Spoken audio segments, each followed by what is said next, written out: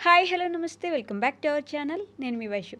Acceptance అంటే చాలామందికి ఏముంది ఓకే అనేయడమే కదా అనుకుంటారు. కానీ ఆ ఓకే అనడం ఎంతమందికి వచ్చు?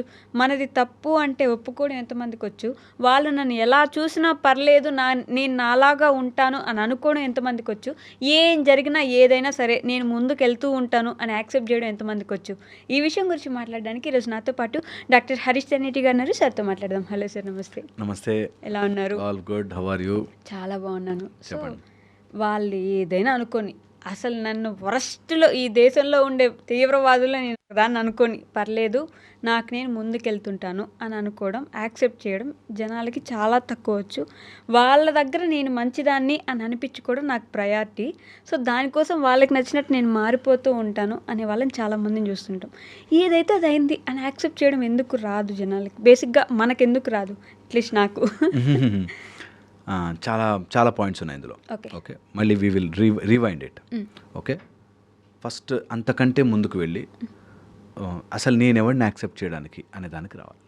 Super point. అసలు ఇక్కడ కన్క్లూజన్ వచ్చేసింది, అయిపోయింది. అసలు నేను ఎవరిని యాక్సెప్ట్ చేయడానికి, వాడు ఏదైనా అనుకుంటే నేను నేను యాక్సెప్ట్ చేస్తున్నాను, నువ్వు చేసిన తప్పుని నేను యాక్సెప్ట్ చేస్తున్నానని యాక్సెప్ట్ చేస్తున్నాం అనేసరికి నేనేదో చాలా గొప్ప పొజిషన్లో ఉన్నాను, నేను యాక్సెప్ట్ చేస్తున్నాను, సిచ్యువేషన్ని ఎలా ఉంటే అలా యాక్సెప్ట్ చేయండి అనేసరికి మనం ఏదో చాలా గొప్పగా నువ్వు ఏమన్నా అనుకో, నేను మంచివాడిని నాకు తెలుసు అనేటట్టుగా యాక్సెప్ట్ చేయడం అనేది చాలా టెక్నికల్లీ చాలా చాలా చోట్ల మన ఈగోని చూపిస్తుంది. ఓకే, అది నేర్పిస్తారు చాలామందికి, accept the situation how it is అని. నేనంట, who are you to accept? How can you even decide నీ సిచ్యువేషన్ ఎలా ఉండబోతోంది అని నీ ప్రపంచంలో తెలీదు. నిజంగా చెప్తున్నాను. ఒక అతనికి చాలా మంచిగా చదువుకుంటాడు, యాక్సిడెంట్ అయింది. యాక్సిడెంట్ అయ్యాక ఒక లెగ్ మొత్తం తీయాల్సి వచ్చింది అండ్ సమ్ ప్లాస్టిక్ లెగ్ అయింది. ఎవరో వచ్చి ఇలాగ యాక్సెప్ట్ ఇట్, నీకు కాలు ఉంది కదా అని యాక్సెప్ట్ చేయి, పర్లేదు అన్నట్టుగా ఏదో సమ్ ఇలాంటిదే మోటివేషనల్ స్పీకర్స్ ఏదో చెప్తుంటాం, నిజంగా కూడా. సో అలా వచ్చాక ఓకే నేను యాక్సెప్ట్ చేశాను అన్న అది నిజంగా లోపల పెయిన్ కదా. నేను ఐఎమ్ యాక్సెప్టింగ్ దట్ ఇలా ఉన్నా కూడా నాకు ఓకే అనేటట్టుగా ఒక లోపల నుంచి ఒక స్మాల్ ఈగో మాట్లాడుతూ ఉంటుంది. దట్ నాకు ఎంత అన్యాయం జరిగినా కూడా నేను తట్టుకుని నిలబడ్డాను, చూసావా. ఆ సీన్ని మనం తయారు చేయలే, అది పోవడాన్ని మనం తయారు చేయలే, దానికి ఒక ఆర్టిఫిషియల్ లెగ్ రావడాన్ని మనం తయారు చేయలే. ఈ సిచ్యువేషన్స్ని యాక్సెప్ట్ చెయ్యాలి చెయ్యొద్దు కాదు, జస్ట్ అబ్జర్వ్ చేయాలి, జస్ట్ బీ ప్రజెంట్ దేర్. అప్పుడు నీ ఏ సిచ్యువేషన్ నిన్ను బాధ పెట్టదు, బాధ పెట్టిన దాన్ని నువ్వు యాక్సెప్ట్ చేయాల్సిన అవసరం రాదు. ఓకే, మళ్ళీ చెప్తా, ఏ సిచ్యువేషన్ని నన్ను బాధ పెట్టేటట్టుగా తెచ్చుకుని బాధపడ్డాను కాబట్టి యాక్సెప్ట్ చేసేస్తున్నా అనే ఈక్వేషన్కే రాము. ఓకే. అంటే బేసిక్గా అసలు యాక్సెప్టెన్స్ అనేది ఒక పెద్ద సబ్జెక్ట్, అందరికి నేర్పిస్తుంటారు కదా, యాక్సెప్ట్ ఎవ్రీథింగ్ అని. ఎగ్జాక్ట్లీ, అందుకే అది అంత టెరబుల్గా ఫెయిల్ అవుతుంది కూడా. అంటే అన్నీ నువ్వు ఏది చేసినా ఓకే అని ఒప్పుకోవాలి, అంతేగా. You see how funny it is. ఏది చేసినా ఓకే అని ఒప్పుకోలేము కొన్ని.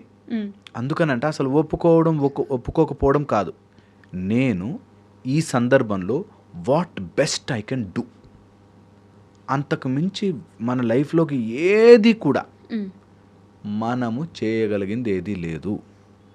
నేనేం చేయగలను తప్ప ఎవడు ఎలా బిహేవ్ చేస్తాడు నా చేతిలో లేదు. I don't have to accept it, I don't have to reject it. Okay, ఎవరైనా నాతో ఎలా రూడ్గా బిహేవ్ చేశారు, I don't have to accept it, reject చేయను అసలు. I'm there to do my best thing. సందర్భం వచ్చింది కాబట్టి నేను యాక్సెప్ట్ చేస్తాను, నా మొగుడు ఇంతే, నేను యాక్సెప్ట్ చేస్తాను అనే దానికంటే నేను యాక్సెప్ట్ రిజెక్ట్ కాదు, what I can do here, నేనేం చేయగలను ఇక్కడ. మా ఆయన నన్ను రోజు ఒక తాగేసి వచ్చి కొడతాడు అనేదని ఉందనుకో సీన్, సరే నా లైఫ్లో ఇంతే అని యాక్సెప్ట్ చేయడం కంటే ఓకే నేనేం చేయొచ్చు, పాయింట్స్. ఇందులో నాకేం సూట్ అవుతుంది, పాయింట్స్. దాన్ని నేను ఎలా ఇంప్లిమెంట్ చేయొచ్చు, పాయింట్స్, ఫినిష్. అంటే ఇట్లా డైలాగ్ కూడా చెప్తారు కదా, మీ టైం వచ్చింది, మీరు కొట్టారు, మేము యాక్సెప్ట్ చేసాం, మా టైం వస్తుంది, మేము తిరిగి కొడతాం, అప్పుడు యాక్సెప్ట్ చేయడానికి రెడీగా ఉండండి. సో అది ఎక్కడ యాక్సెప్ట్ అయింది, అదంతా రివెంజ్ అయింది, ఛాలెంజ్ అయింది కదా. యాక్సెప్టెన్స్ ఇస్ కంప్లీట్గా లోపల నుంచి నేను ఒప్పుకున్నాను అని చెప్తున్నాను, లోపల ఎక్కడో ఈగో నువ్వు చేయలేదు కానీ సర్లే వాళ్ళ కోసం ఒప్పుకుందాం అనేటట్టుగా ఆపుతుంది. ఓకే. నేను చెప్పేది నిజంగా ప్రొఫౌండ్. దట్ చాలా మందికి ఎక్కదు. It's an ego game. Ego game. Accept చేయట్లే అనేది ఆర్ యాక్సెప్టెన్స్ అనేది చాలా గొప్పది అని చాలామంది నాతో నా కొలీగ్స్ నాతో ఎవరైతే మోటివేషనల్స్ ఆర్ సైకాలజిస్ట్లు వీళ్ళే డిఫెండ్ చేస్తారు. దట్ యాక్సెప్టెన్స్ చేయకపోతే ఎలా, ఉన్న సిచ్యువేషన్ని ఒప్పుకున్నాం అనగానే నేనేదో ఆ సిచ్యువేషన్కి చాలా అబౌవ్, నేను ఒప్పుకుని వదిలేశాను. కాదు కాదు కాదు కాదు ఒక కుక్క నన్ను కరిచింది అనుకుంటే, ఫర్ ఎగ్జాంపుల్ ఆ కుక్క కరిస్తే నేను ఆ కుక్కను యాక్సెప్ట్ చేశాను, ఫర్గివ్ చేశాను కాదు. నేను ఆ కుక్క కరిచిన దానికి ఏం చేసుకోగలను, నెక్స్ట్ టైం కరవకుండా ఏం చేయగలను, దట్స్ ఇట్. దానిలో బాధ ఫ్యాక్టర్ పెట్టి కొన్ని రోజులు బాధపడ్డాక సర్లే ఐఎమ్ యాక్సెప్టింగ్ ఇట్ హ్యాపెండ్ అనే దాంట్లోకి వెళ్ళకండి. Is a very strong thing. ఇది ఎక్కించుకున్నవాడు ట్రాన్స్ఫర్మేషన్. నేను మళ్ళీ చెప్తున్నా, ఇది ఎక్కించుకున్నవాడు. దట్ ఏ సిచ్యువేషన్, చాలామంది అడ్జస్ట్ అవ్వండి అంటారు. నేను ఎంత అడ్జస్ట్ అయ్యానో తెలుసా సార్ అని మాట్లాడతాను. నువ్వు అడ్జస్ట్ అవుతున్నా అనగానే నేను చాలా అసలు నన్ను నేను చంపుకుని బతుకుతున్నాను, ఇన్ని రోజులు నేను అడ్జస్ట్ అయ్యాను కదా, నువ్వు అడ్జస్ట్ అవ్వవా అని వచ్చేస్తుంది. వన్ ఫైన్ డే అది వస్తుంది. ఓకే. అలాగే సేమ్ యాక్సెప్టెన్స్లో ఎన్నని యాక్సెప్ట్ చేస్తాం సార్ అని వస్తుంది. కానీ మీరే చెప్తారు కదా, జన్మ, మృత్యు, జర, వ్యాధి వీటిని ఎవరు కంట్రోల్ చేయలేరు, వాటిని ఎలా ఉన్నాయో అలా యాక్సెప్ట్ చేయండి. యాక్సెప్ట్ చేయమంటలే, అవి అలాగే ఉంటాయి. నువ్వు యాక్సెప్ట్ చేసినా చేయకపోయినా, ఓకే, నువ్వు చేసినా చెయ్యకపోయినా, ఎవరి కుటుంబంలో పుట్టావు చెప్పాలి. నువ్వు హౌ డూ ఈరోజు మా అమ్మ నన్ను నేను యాక్సెప్ట్ చేస్తున్నానంటే డోంట్ హ్యావ్ టు. అంటే నాకు ఏదైనా జబ్బు వచ్చింది, నేను దానికోసం యాక్సెప్ట్ చేయకుండా నాకు వచ్చేసింది ఎందుకు అనుకోవాలి వచ్చేసిందని ఇంకా అలా అనుకుని యాక్సెప్ట్ చేసేసాను తగ్గిపోయిందా. ఫస్ట్ ఫైట్ చేయడం ఆపుతుంది అని చెప్తారు. ఓకే. ఫస్ట్ అయ్యో నాకెందుకు వచ్చింది అనే ఫైట్ చేయడం ఆపుతుందని. Okay, I accepted, I got it, ఇప్పుడు ఏం చేయొచ్చు అనే దాంట్లోకి వెళ్తారు. అందుకని నేను ఆ స్టెప్ ముందు ఎలిమినేట్ చేసేసి డైరెక్ట్ చెప్పేస్తున్నా. దట్ నువ్వు మళ్ళీ యాక్సెప్ట్ చేసి సర్లే ఇంకా నాకు ఇలాంటి మొగుడే దొరికాడు, నాకు ఇలాంటి రోగమే వచ్చింది అని యాక్సెప్ట్ చేసే కంటే I will move ahead and think what I can do to save my self. దీన్ని మేము కొన్ని చోట్ల అసలు తెగని ప్రాబ్లమ్స్ ఉంటాయి, వాటికి ఓన్లీ పాలియేటివ్ కేర్ అంటాం. అప్పటికప్పుడు నొప్పి తగ్గాలంటే నొప్పి ట్యాబ్లెట్లు, ఫీవర్ తగ్గాలంటే ఫీవర్, అలా సిమ్టమాటిక్గా ట్రీట్మెంట్ చేయడం. అలాగే రియల్ లైఫ్లో కూడా కొన్ని ప్రాబ్లమ్స్ మన లైఫ్లోకి వచ్చేస్తాయి, వాటికి ఆ సిమ్టమ్స్ వచ్చిన రోజున ట్రీట్మెంట్ చేసుకుని ముందుకెళ్ళిపోవాలి. You are not accepting it, you are not rejecting it, you are above that stage. Okay. Where లైఫ్లో వస్తూనే ఉంటాయి మనం యాక్సెప్ట్ చేసుకుంటూ వాటన్నిటిని ఫర్గివ్ చేసుకుంటూ టైం లేదు అన్నది చాలా అబౌవ్ అండ్ ప్రొఫౌండ్ మనకి నేర్పించిన విద్యలు అవి. ఇప్పుడు ఆ వెస్ట్ నుంచి హాఫ్ నాలెడ్జ్తో ఎత్తుకొచ్చినవంతా ఈ యాక్సెప్టెన్సెస్, సెల్ఫ్ లవ్, ఇవన్నీ అక్కడ హాఫ్ నాలెడ్జ్తో వెస్ట్ నుంచి ఎత్తుకొచ్చింది. హాఫ్ నాలెడ్జ్ అంటున్నా, మళ్ళీ అందులో చాలా గొప్పవాళ్ళు చెప్పేవాళ్ళు, ప్రాపర్గా చెప్పేవాళ్ళు ఉన్నారు. హాఫ్తో ఎత్తుకొచ్చుకుని ఇక్కడ ఇవన్నీ యాక్సెప్ట్ చేయాలి, సెల్ఫ్ లవ్ చేసుకోవాలి, ఈ టైప్లో హాఫ్. నేనంటాను నువ్వు you don't have to love yourself, hate yourself. అలాగే you don't have to accept anything or reject anything. నీ లైఫ్లోకి ఏది వచ్చినా, అద్భుతమైన విషయాలు నీ లైఫ్లోకి జరుగుతున్నాయి అనుకో, ఐఎమ్ యాక్సెప్టింగ్ దిస్ అద్భుతమైన విషయం అనుకో. బాధపడ్డప్పుడే మనం యాక్సెప్ట్ చేస్తుంటాం. See the difference there. అందుకని don't try to accept something so that you feel ఈగోయిస్టిక్గా నేను దాన్ని ఒప్పుకున్నాను, నా లైఫ్లోకి వచ్చిందా, నా అవసరం లేదు. ఓకే.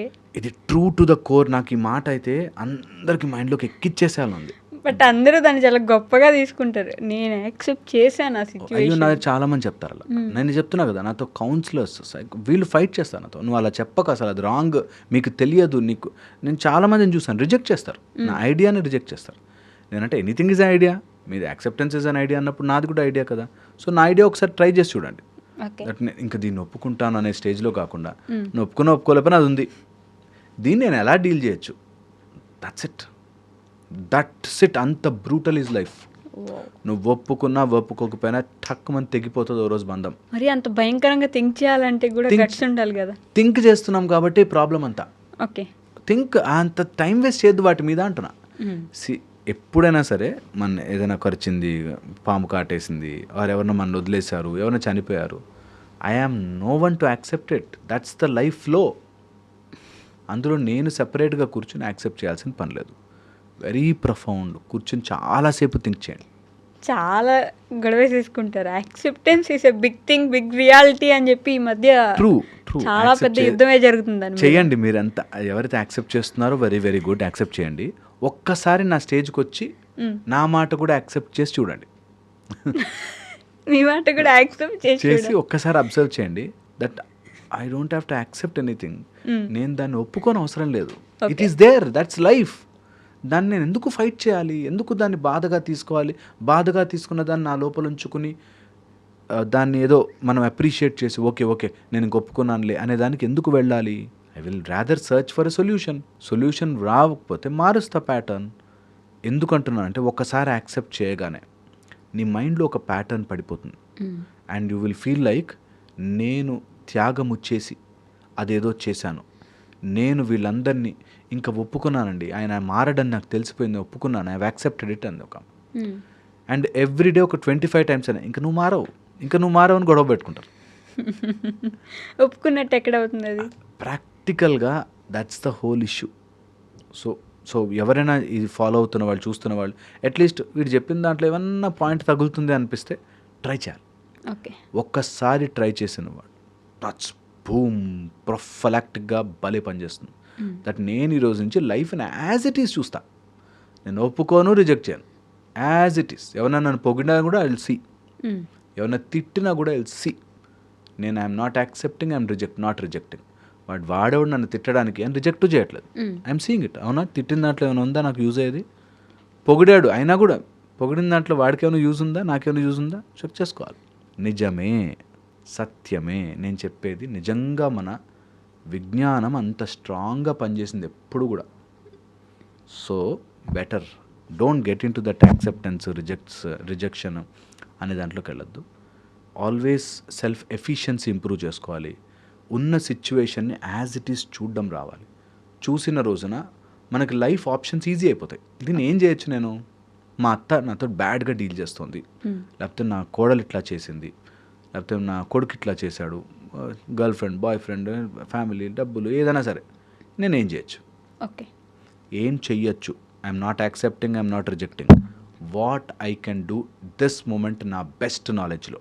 Okay, that's profound. నేను చెప్పేది బ్యూటిఫుల్. Please use it. ఎవరైనా సరే సిచ్యువేషన్తో కూర్చోండి, దాంతో కళ్ళలో కళ్ళు పెట్టి మాట్లాడండి. ఎనీ ప్రాబ్లం చెప్తున్నా, కరుడు గట్టిన నార్సిస్టిక్ని డీల్ చేస్తున్నా సరే, you deal with any kind of people. ఫస్ట్లో అన్నట్టు నన్ను టెర్రరిస్ట్ అనుకున్నా సరే, నేను నాలాగా నేను ఉంటాను. నో, అవన్నీ ర్యాండమ్. అది నేనంటున్నా, ఇప్పుడు ఈ సందర్భంలో నేను ఏం చెయ్యగలను? ఓకే, చాలామంది ఇది కూడా మనం ఒక టాపిక్ చేద్దాం. దట్ నీలాగా నువ్వు ఉండు, నీలాగా నువ్వు అంటారు. అది డెఫినెట్లీ మాట్లాడుకోవాలి. అసలు ఎవరికి నాలాగా నేను ఉండాలి అంటే, నాలాగా అంటే ఏంటో తెలియాలి. ఓకే, సో అది ప్రొఫౌండ్గా మనం దాని గురించి చాలా డీటెయిల్డ్గా I want this to go in to people, so that ఎవరైనా థెరపీలాగా కూర్చుని ఏంటి అని నన్ను నేను కరెక్ట్ చేసుకోవాలి. లోపల ఆ ఈగోకి పట్టిన మట్టంతా దులుపుకోవాలంటే they should sit with these thoughts. Okay, నేను ఒక పెద్ద సముద్రంలో కొట్టుకుపోతున్న ఒక ఆకు లాంటి వాడిని, అలల్లో కొట్టుకుపోతుంది. నేను దాన్ని ఆపాలని ట్రై చేయట్లేదు, దానిలో మునిగిపోవాలని వెళ్ళట్లేదు. అలా తేలుకుంటూ వెళ్ళాలి లైఫ్.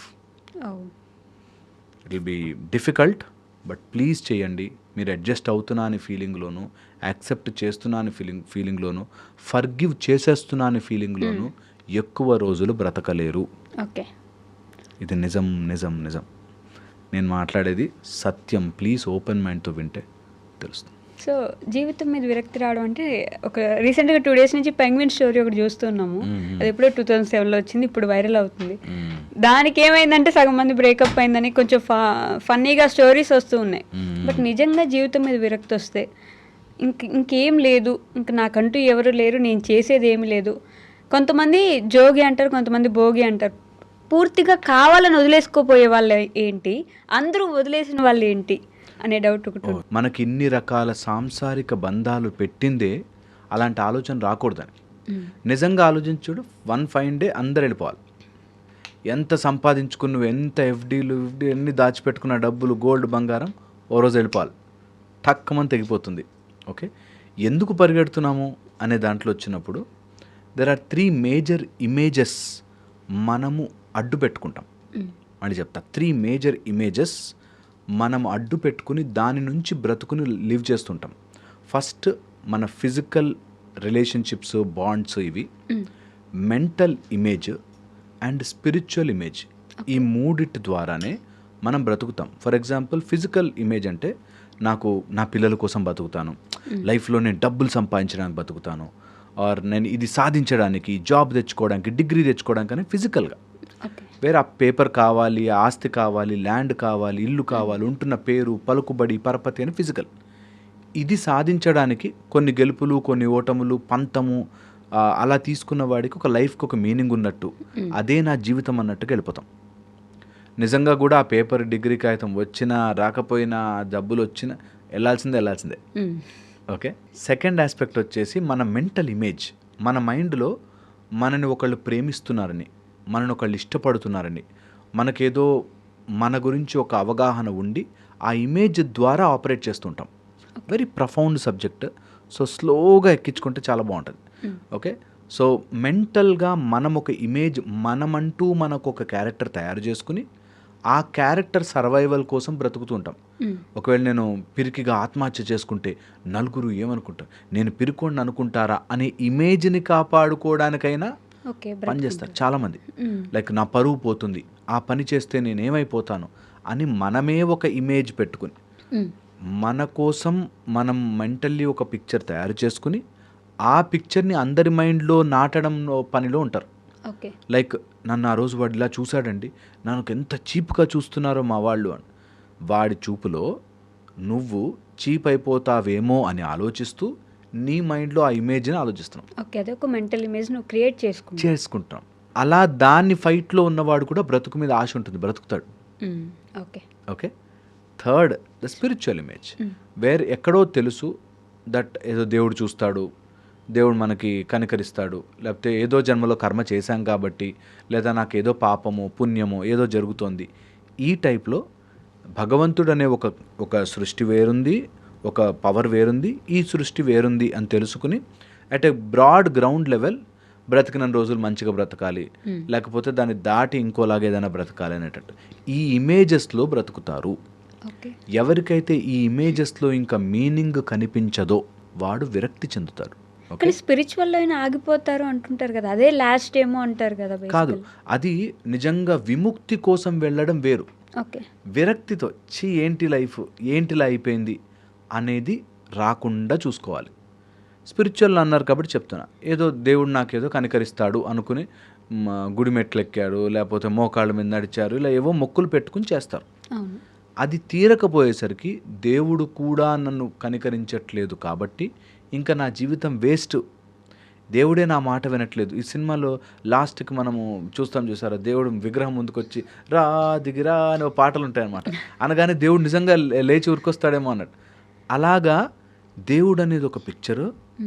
అక్కడి నుంచి నా కోరికలు తీరితే మంచి దేవుడు, తీరకపోతే అసలు దేవుడు నన్ను పట్టించుకోవట్లేదు అనే ఒక ఇమాజినేషన్లో ఉంటారు. అది కూడా ఒక ఆస్పెక్ట్. అలాంటి వాళ్ళు విరక్తి చెందే ఛాన్స్ ఎక్కువ ఉంటుంది, విముక్తి రాదు. ఈ బంధాల నుంచి న్యాచురల్గా అలా తెగి పడిపోవడం వేరు. ఓకే, ఎలా అయితే మనకి మృత్యుంజయ మంత్రంలో చెప్తారు, ఉర్వారుకమివ బంధనాన్ మృత్యోర్మృక్షేమామృతాత్ అన్నట్టు. అలాగ తెగిపోవడం వేరు. న్యాచురల్గా మనం లైఫ్ లివ్ చేసి these are all outside అంటించుకున్నదిరా, లోపల దెర్ ఇస్ అన్ అదర్ స్వరూపం విచ్ విల్ గో అని విముక్తి న్యాచురల్గా రావడం వేరు. ఓకే, చాలామంది విరక్తితో నాకు దేవుడు ఏం చేయలే, నేను ఇంత చేశాను, నేను ఇంత మంచివాడిని, నా మంచితనం ఎంత మంచితనం అంటే అనేటట్టుగా లెక్కలు వేసుకునే టైపు, దేవుడు నాకు ఏం చేశాడండి అనే దాంట్లో ఉంటారు. It's also very very bad. Okay, అలాంటి వాళ్ళంతా విరక్తిలో ఉంటారు. దట్ దేవుడితో బిజినెస్ డీలింగ్స్ అలా చేసుకునేవాడు. ది అదర్ ఆస్పెక్ట్, మనం ఏదైతే మెంటల్ ఇమేజ్ అంటున్నామో, నన్ను ఎవరో గాయపరిచారు, ఆ నొప్పి ఇంకా మానదు. ఇది ద మేజర్ ఆస్పెక్ట్ మనం ఇప్పుడు మాట్లాడుకోవాల్సింది. దట్ ఏదో పెంగ్విన్ ప్రేమలో విఫలమైపోయి వెళ్ళిపోయిందని అలా చాలామంది ఉన్నారు. నాకు ఎవరో అమ్మాయి నన్ను మోసం చేసింది అని డల్గా కూర్చున్నవాడు, ఒక అబ్బాయి నన్ను ఏదో చీట్ చేశాడని చెప్పి డల్గా, వీళ్ళంతా కూడా ఏదో బిజినెస్లో మోసపోయామని కూర్చున్నవాడు.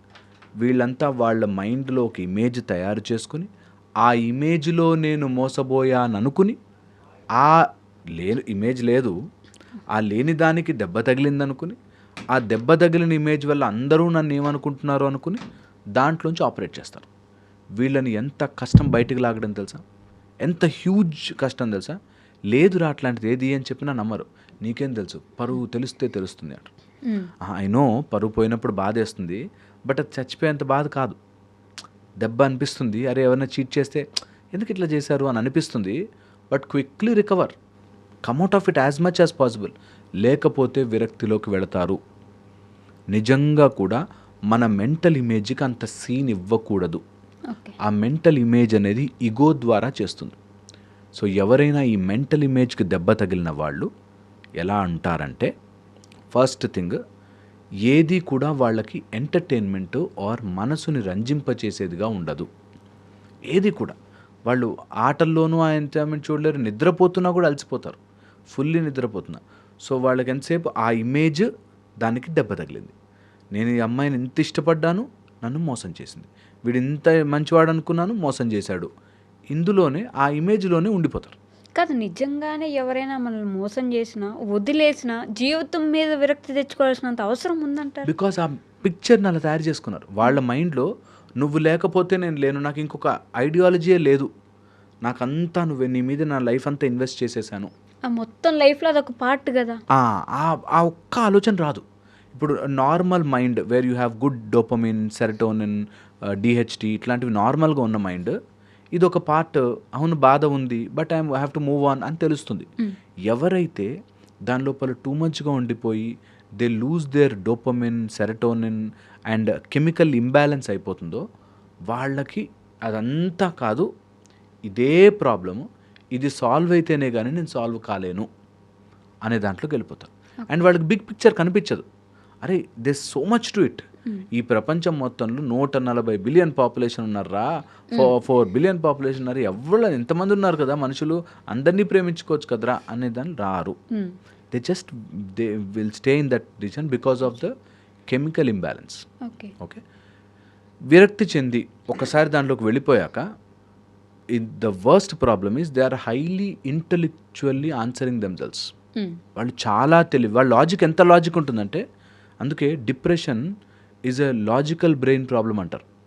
డిప్రెషన్ వచ్చిన వాళ్ళకి చాలా లాజికల్లీ స్ట్రాంగ్ అనిపిస్తారు వాళ్ళకి. అసలు మనం ఆన్సర్ చేయలేం, లాజికల్గా కరెక్ట్ ఉంటారు. అలా మోసం చేయొచ్చా మరి అన్నాం అనుకో, మోసం చేయడం కరెక్ట్ అని కాదు, వాళ్ళ లాజికల్లీ కరెక్టే, కానీ నువ్వు బాధపడడం అవసరం లేదు అంటే ఎక్కదు. So that's the whole issue. That మా ఆయన నన్ను అలా బిహేవ్ చేయడం కరెక్టా అండి, మీ ఆయన బిహేవ్ చేయడం కరెక్ట్ కాదు, కానీ నువ్వు దానికి బాధపడి నీ ఆరోగ్యం పాడు చేసుకుని నువ్వు నీ లైఫ్ని మెంటల్లీ డిప్రెస్ చేసుకునేది కూడా కరెక్ట్ కాదు.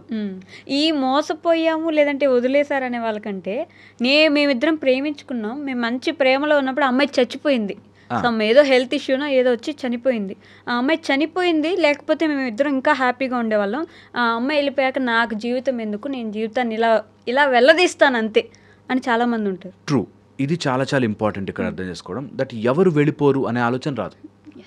ఇప్పుడు ఒక 20 years తర్వాత వెళ్తే ఓకేనా అమ్మాయి, 30 years తర్వాత వెళ్తే ఓకేనా, ఎవరు డిసైడ్ చేస్తారు ఆ టైం లైన్? ఇంత చిన్న పాయింట్ అది లాజికల్గా. సో మేము ఎగ్జాక్ట్గా యవ్వనంలో ఉండి 25 ఉంటే పోకూడదు, 35కి వెళ్ళొచ్చా, 45కి వెళ్ళొచ్చా, పోనీ ఆమె కాకుండా పక్కన అమ్మాయి వెళ్ళిపోవచ్చా? అలా కాదు కదా, లైఫ్లో అందరూ వెళతారు. ఇది ఆ టైంలో చెప్పినప్పుడు వాళ్ళు ఏ బ్రెయిన్ ఉందని అలా మాట్లాడతావా, నా ప్రేమను అర్థం చేసుకోవా అనిపిస్తుంది. బట్ రియాలిటీ ఈజ్ దట్ అందరం వెళ్ళిపోయేవాళ్ళమే, అందరము పోతాం, ఇక్కడి నుంచి వెళ్ళిపోతాం. వాళ్ళ లాజిక్ ఎలా ఉంటుందంటే, ఎలాగ వెళ్ళిపోతాం కదా, ఇప్పుడు మళ్ళీ ఇంకో అమ్మాయిని పెళ్లి చేసుకోవడం ఎందుకు, నేను అవసరం లేదు. That's a beautiful point. ఇక్కడ మనకి వెళ్ళిపోవడానికి మనంతట మనగా నిర్ణయము తీసుకునే హక్కు లేదు. ఎందుకంటున్నానంటే 4 విషయాలు మనం మార్చలేం. నేను ఎప్పుడు చెప్తుంటానన్నమాట, జన్మ మృత్యు జరా వ్యాధి, వీటిని ఎవరైతే ఆలోచిస్తారో భగవంతుడు చెప్పిన మాట, ఇలాంటి విషయాల గురించి ఆలోచించిన వాడు మూర్ఖుడు. ఎందుకంటే అక్కడ సూసైడ్ చేసుకున్న దగ్గర, వదిలేసుకున్న దగ్గర నుంచి మళ్ళీ జన్మెత్తి ఇవన్నీ అనుభవిస్తావు, అనవసరమైన చుట్టుకోవడం. సో ఎవరు ఎలా వెళ్ళాలంటే వెళ్ళిపోతారు. నువ్వు తెచ్చుకోలేదు, నువ్వు పంపించలేదు అన్నది పాయింట్. కరెక్ట్. బాధ ఉంటుంది, ఐ అండర్స్టాండ్. ఈ బాధని ఒక ప్రాసెస్లో మెల్లిగా బయటికి తీసేస్తే you still have a new life. Okay. ఒక మనిషి వెళ్ళిపోయడము, లేకపోతే నేను ఒక వ్యక్తిని చూశాను, చాలా ఫేవరెట్ పెట్ని పెంచుకున్నాడు. అది సమ్ రోడ్ యాక్సిడెంట్లో చనిపోయింది. ఐ థింక్ నాకు ఆ పెట్ లేకపోతే నాకు లైఫ్ లేదు, నేను ఎందుకు బ్రతుకుండాలి అనే దాంట్లోకి వెళ్ళిపోయాను. దూరంగా చూసిన వాళ్ళకి పెట్ గురించి ఏంట్రా అనిపిస్తుంది. సేమ్ థింగ్ ఒక గర్ల్ ఫ్రెండ్ గురించి ఏంట్రా, బాయ్ ఫ్రెండ్ గురించి ఏంట్రా, వైఫ్ హస్బెండ్ గురించి ఏంట్రా. But life is so unpredictable. అదే దాంట్లో ఉండే మజా. అక్కడి నుంచి you have to take a next turn in to your life. అక్కడి నుంచి నెక్స్ట్ పేజ్ తిప్పాలి. అంతేగాని డల్ అయిపోయా, డిప్రెస్ అయిపోయాను, నేను సూసైడల్ థాట్స్ వస్తాయి, విరక్తి చెందాను, ఈజ్ అ రాంగ్ మోడ్. ఇది కూడా నీ బ్రెయిన్ చేసే ఆట. ఎందుకు చేస్తుంది అంటే ఆ వ్యక్తి వల్ల అని చనిపోయింది కాబట్టి నేను ఇలా డల్గా లేకపోతే నా ప్రేమ నిజం కాదనుకుంటారేమో. ఒక అతనికి ఇలాగే చెప్పాను అనమాట. ఒక 1 year అయిపోయింది, తను లవ్ చేసిన అమ్మాయి ప్రేమించింది, తర్వాత ఇది యాక్సిడెంట్ అయింది, వెళ్ళిపోయింది. నెక్స్ట్ ఏంటంటే నేను వేరే అమ్మాయిని చేసుకుంటే నేను ఈమెను మర్చిపోయినట్టు అయిపోతుంది కదా, నా ప్రేమ నిజము కాదు కదా అప్పుడు అనేది డౌట్. సో ద ఫాల్స్నెస్ ఆఫ్ నేను కరెక్ట్ అని చూపించుకోవడానికి ఈ ప్రపంచం కోసం నేను ఇలా డల్గా మెయింటైన్ చేయాలి. ఓకే, లేకపోతే అమ్మాయిని మర్చిపోయినట్టే, ఇన్ని రోజులు చట్టాపట్టాలు వేసుకుని తిరిగారు కదా అని అనుకుంటారని. సినిమాలో కూడా అలానే చూపిస్తారు కదా, అమ్మాయి చచ్చిపోతే ఆ అమ్మాయి కోసం ఒక చెట్టు, ఆ చెట్టు మీద అమ్మాయి పేరు రాసుకొని అలానే ఉండిపోవడం. సో వెరీ ఇంపార్టెంట్ ఏంటంటే ఇది ఎవడి కోసమో అయితే అస్సలే బ్రతకూడదు. అలా 2 పెయిన్ ఉంది, నిజం అది. Okay, that is true, accepted. At the same time నువ్వు లైఫ్లో మూవ్ ఆన్ అవుతూ ఉండాలి ఈజ్ ద పాయింట్. ఓకే, ఎప్పుడైతే నీ ఆర్టిఫిషియల్గా నువ్వు చూపించుకోవడానికి అలా యాక్ట్ చేస్తున్నావు, ఆర్ డైవర్ట్ దట్, ప్రేమనే పెళ్ళనే కాదు, you can divert that energy to something else. But life has to go on in an more exuberant, ఎంతూజియాస్టిక్గా, అరే ఇంత అన్ప్రెడిక్టబుల్ లైఫ్ రా, దీని గురించి నేను తెలుసుకోవాలి అనే దాంట్లోకి వెళ్ళాలి. ఓకే, అదే ఎప్పుడు కూడా మన జీవితాన్ని, జర్నీని ముందుకు తీసుకెళ్తుంది. లేకపోతే యూ విల్ గో ఇలా డల్ అయిపోయి ఎందులోనూ ఇంట్రెస్ట్ రాక బ్రెయిన్లో రాంగ్ కెమికల్స్ అన్ని ప్రొడ్యూస్ అయ్యి you will slowly go in to depression and death.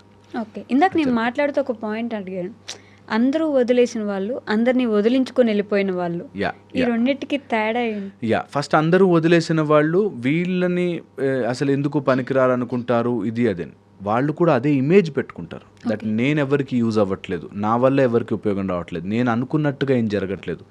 Life అన్ప్రెడిక్టబిలిటీని వీళ్ళు ఎప్పుడైతే చేతిలోకి తీసుకోవాలనుకుంటారో అప్పుడే ఇవన్నీ విరక్తి ఇవంతా వచ్చేది. నాకు తగ్గట్టుగా లైఫ్ జరగాలి, నేను అనుకున్నట్టుగా లైఫ్ లేకపోతే నేను ఇంకెందుకు ఉండాలి ఇక్కడ అనేటట్టుగా మారుతారు. ఎవ్రీథింగ్ ఇన్ దిస్ యూనివర్స్ నువ్వు అనుకున్నట్టుగా జరగకపోవచ్చు, నువ్వు అనుకున్నట్టుగా జరగదు. కొన్నిసార్లు నువ్వు అనుకున్న వాళ్ళు నిన్ను మోసం చేస్తారు, వదిలేస్తారు, చీట్ అవుతాం, ఆర్ మనము అనుకున్న దాంట్లో ఫీల్డ్లోకి వెళ్ళలేకపోవచ్చు. ఇవన్నిటిని పట్టుకుని వీళ్ళందరూ నన్ను ఎవరో ఒకళ్ళు పాయింట్అవుట్ చేయాలి. ఐగో ఎలా యాక్ట్ చేస్తుందంటే, మీ అమ్మా నాన్న నీకు ఆ రోజు ఎంకరేజ్ చేయలేదు కాబట్టి, లేకపోతే నీకు ఆ రోజు బాస్ ఇలా అన్నాడు కాబట్టి, నువ్వు ఉద్యోగంలో పనికిరాలేవు అన్నారు కాబట్టి, ఇంకా నాకు ఎవరి మీద నమ్మకం లేదు, వెళ్ళిపోతుంది. ఒక ఆయన సమ్ 60-70 lakhs పోగొట్టుకున్నాడు ఏదో సమ్ స్టాక్స్లో వాటిలో.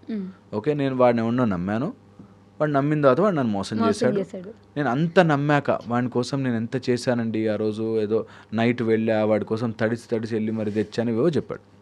సో పాయింట్ ఈజ్ 60-70 లక్షలు పోయాయి. నేను అనుకున్నట్టుగా జరగకపోవచ్చు. ఒకడు కన్నింగ్ ఫెలో ఉంటాడు, ఒక అడవిలో ఒక నక్క ఉంటుంది, ఒక జింక ఉంటుంది, అందరూ ఉంటారు, నాకు ఎక్కువగా నక్కలు కనిపించాయేమో అని అర్థం చేసుకోకుండా ఇంకా నా లైఫ్కి మీనింగ్ లేదు, ఇంత నమ్మాక కూడా మోసం చేస్తే నేను ఎవరి కోసం బ్రతకాలి, ఈ టైప్లో. సో ఆల్వేస్ అంటున్నా, సూసైడ్కి నీ ఈగో అడ్డొస్తుంటుంది.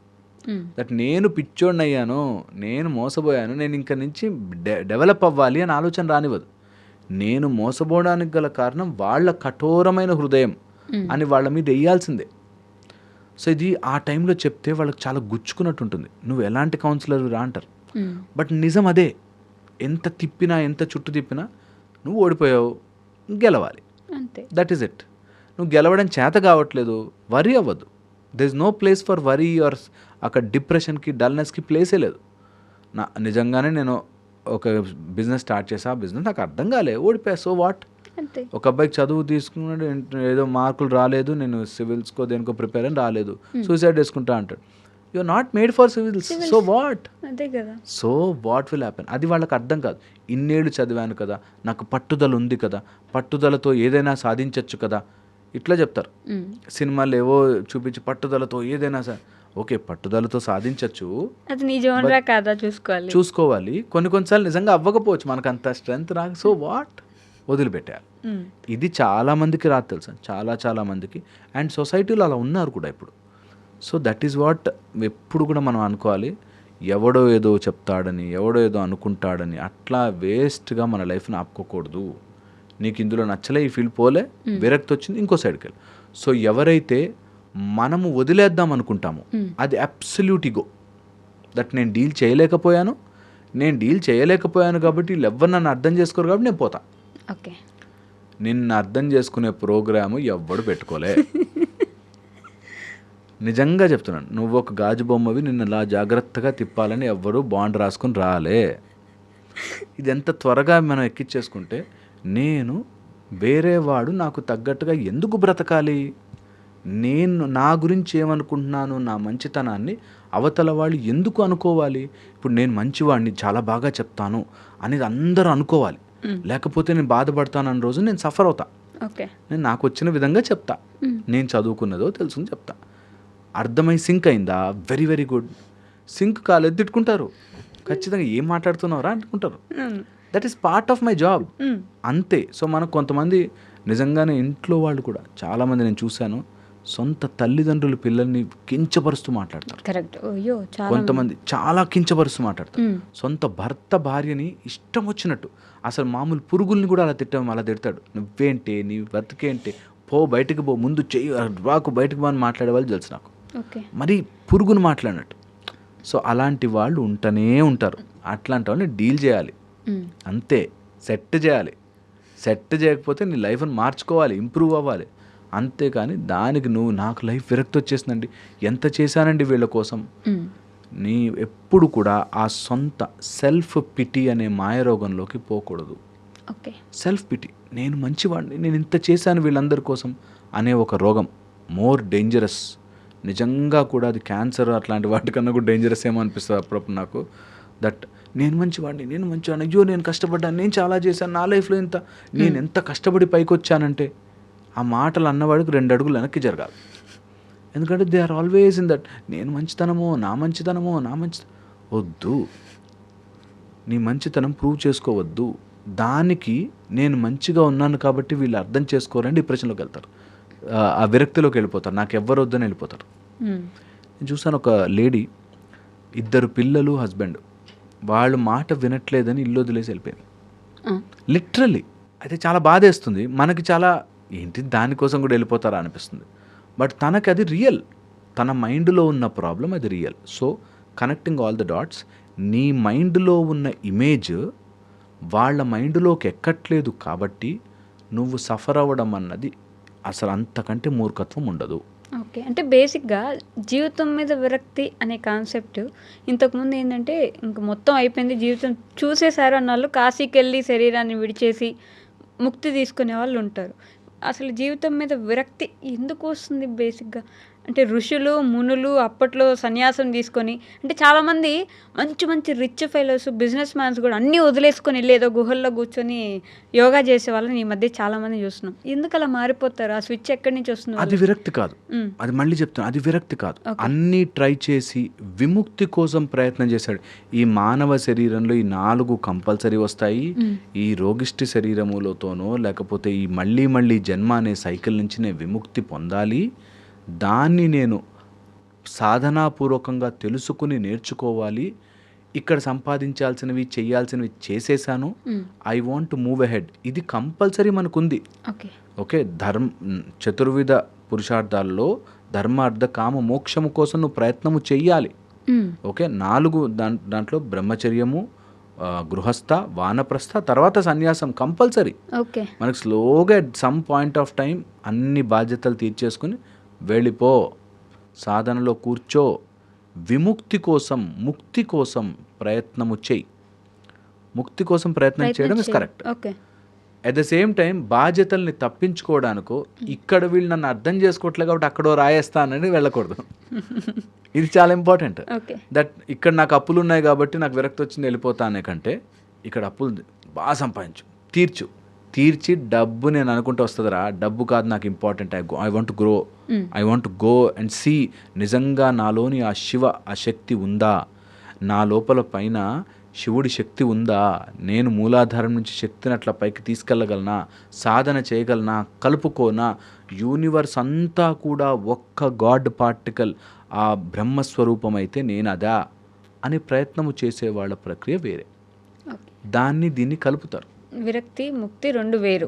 మోక్షం కోసం వెతకడం వేరు, విరక్తి వచ్చి వెళ్ళిపోవడం వేరు. విరక్తి వచ్చి వెళ్ళిపోయిన వాడికి ఆ పెయిన్ ఎప్పుడు ఉంటుంది. ఓకే, మనకి అలాంటి అఖాడాలకి, అలాంటి ప్లేసులకి, కాశీ లాంటి ప్లేసులకి వెళ్ళి కూడా మళ్ళీ ఇక్కడికి ఫోన్ చేసి ఇంట్లో వాళ్ళతో గొడవ పడేవాళ్ళు ఉన్నారు. అవును.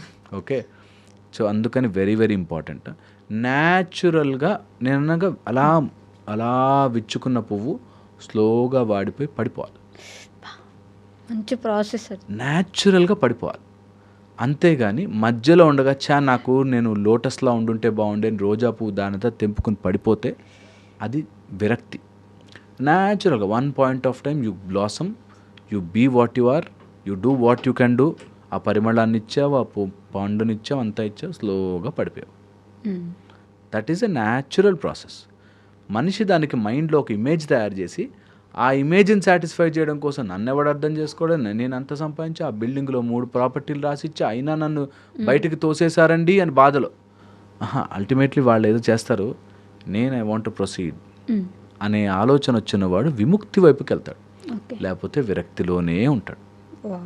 అందుకని ఇంకా దేంట్లోనూ రక్తి రాకపోతే విరక్తి వస్తుంది అంటారు.